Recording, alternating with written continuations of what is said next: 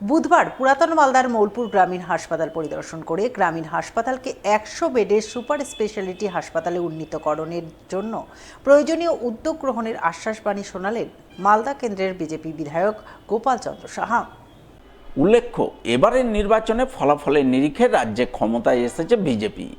তাই বিজেপি ক্ষমতায় আসার পর বুধবার পুরাতন মালদার মৌলপুর গ্রামীণ হাসপাতাল পরিদর্শনে যান মালদা কেন্দ্রের বিজেপি বিধায়ক গোপাল চন্দ্র সাহা। তিনি পরিদর্শনে গিয়ে প্রথমে গোটা হাসপাতাল চত্বর, হাসপাতালের বিভিন্ন বিভাগ ঘুরে দেখেন, কথা বলেন হাসপাতাল কর্তৃপক্ষের সঙ্গে।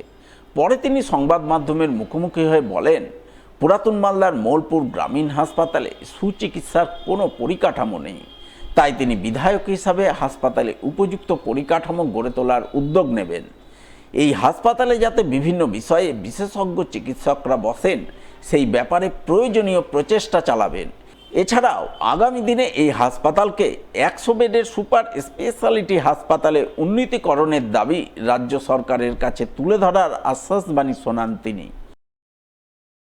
মৌলপুর গ্রামীণ হাসপাতাল মালদা বিধানসভার অন্যতম হসপিটাল, রুরাল হসপিটাল। এখানে অনেক পোটেনশিয়াল আছে, চিকিৎসা পরিষেবা বলতে যেটা বোঝায়, আর সেই ক্ষেত্রে সেখানে যাওয়া সম্ভব। কিন্তু বিগত দিনে সরকারের সময় থেকে শুরু করে এখন পর্যন্ত সেটা হয়নি।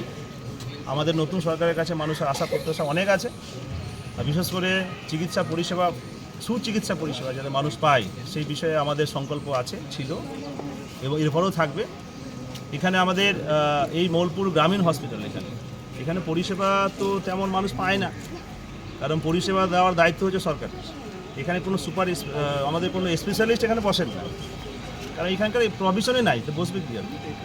এখানে যাতে স্পেশালিটি বসে বিভিন্ন ডিপার্টমেন্টের, সেটা আমাদের প্রচেষ্টা থাকবে। আমার দাবি আছে এবং সেটা যাতে হয়ে যায়, শুধু দাবি নয়, সেটা সরকারের কাছে মাননীয় মুখ্যমন্ত্রী যিনি আছেন আমাদের, সম্মানীয় শ্রী শুভেন্দু অধিকারী মহাশয়, তার সাথে এই বিষয় নিয়ে আমি আলোচনা করব, সেখানে প্রস্তাব দিব। এবং মৌলপুর এই যে রুরাল হসপিটাল, এই হসপিটালে এখানে পর্যাপ্ত জমি আছে এবং সেটা মালদা শহরের পাশে আমাদের, এটা ওল্ড মালদা পৌরসভার মধ্যেই পড়ে।